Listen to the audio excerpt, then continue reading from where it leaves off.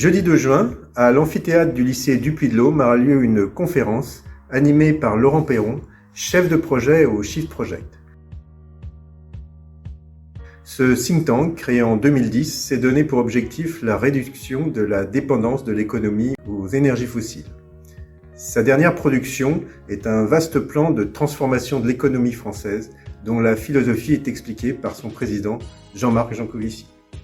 Il s'agit en gros d'essayer de comprendre ce que cela signifie pour les divers secteurs de l'économie de notre pays, de se mettre en conformité avec la trajectoire de baisse des émissions qui est la contrepartie logique de l'accord de Paris que notre pays a signé et ratifié.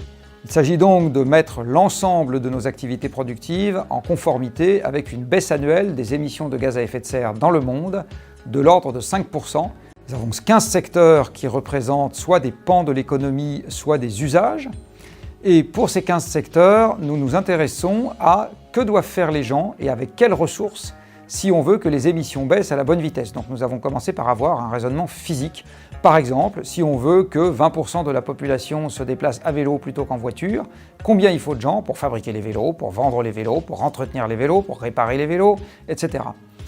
C'est ça l'esprit du plan de transformation de l'économie française, c'est de commencer par raisonner sur les grandeurs physiques, en décidant que l'argent, on en parlerait plus tard, une fois qu'on aurait compris comment le système doit s'organiser. Laurent Perron viendra présenter ce PTEF qui l'illustrera par le cas de l'automobile et de son industrie. Une première présentation aura lieu auprès de mes élèves de classe préparatoire, qui sont les acteurs économiques de demain. Et en soirée, à partir de 20h, une conférence grand public sera proposée à l'amphithéâtre du lycée du Puy-de-Dôme.